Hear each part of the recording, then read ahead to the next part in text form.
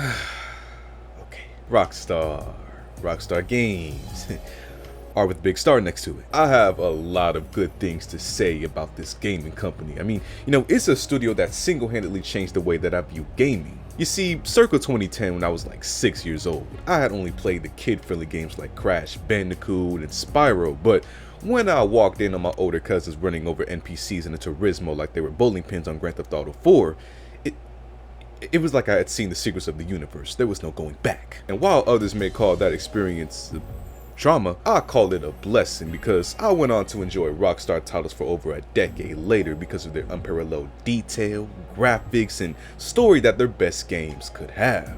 And they've remained one of the big dogs in the gaming world for a long time because of that. So naturally, the fans expect only the best from them whenever something tied to their name is released. Well, at least they did. That's kind of changed in the last 2 weeks.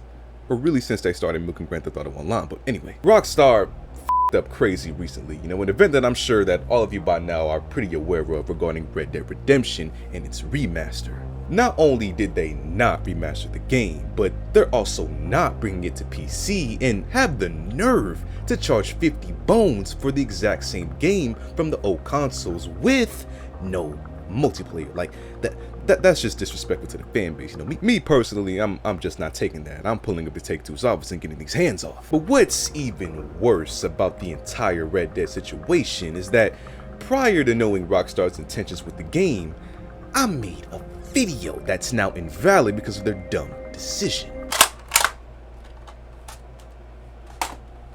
That's strike one, Rockstar. But that whole news and situation is pretty old now. Still annoying as hell to deal with, but by now people have just stopped caring. I mean, you can buy the game on the older consoles for cheap and use multiplayer, or even, play the game through other means and free ways, in which I'm not going to go into detail on. So Rockstar messed up heavily with its fans because of that, but today, they announced something else that may seem positive on the surface, but based on their actions as of recently, something in my brain is telling me that it could be a bad time for players somewhere down the line. You see, Rockstar announced today that they acquired the company of CFX.RE, the team who created the main roleplay server hub for Grand Theft Auto 5, being 𝘓𝑚. If you don't know what 𝘓𝑚 or GTA 5 roleplay is, to break it down in simple terms, it's an optional multiplayer game mod that's literally kept Grand Theft Auto 5 relevant for the past couple of years now. People buy out their own servers to have their own more realistic versions of Grand Theft Auto Online, or really just any kind of server that they can create. It's honestly hella fun and luckily free, so you can experience all the wonders of people online trying to act like gangsters on these servers as much as your heart can desire. But for the longest time, Rockstar has kept their distance from 𝘓𝑚 and never really associated with them in any way.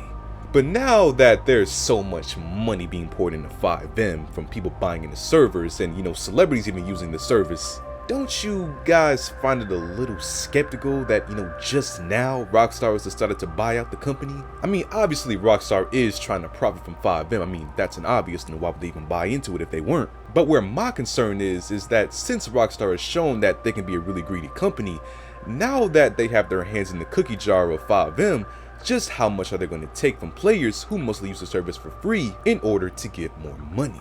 I mean, some of the best servers already charge a fee just to get inside on 𝘓𝑚, so, could Rockstar make that price even higher to accommodate what they think they need from that price? Could more servers that were once free start charging because of Rockstar's requirements? Hell, could the whole service get locked behind a subscription bill just to play anything? I used to think that was impossible for Rockstar, but then they gave us GTA Plus and just fucked all of that up. Now, I could just be tripping and none of this happens in the future, but I'd be lying if I said that this move isn't concerning to me. Of course, we don't really know anything right now, so hopefully I'm wrong and this will all prove healthy for Rockstar and the GTA roleplay community in the future.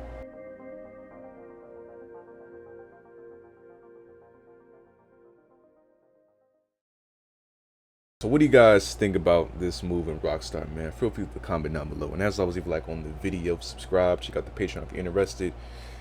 And I'll see y'all in the next one.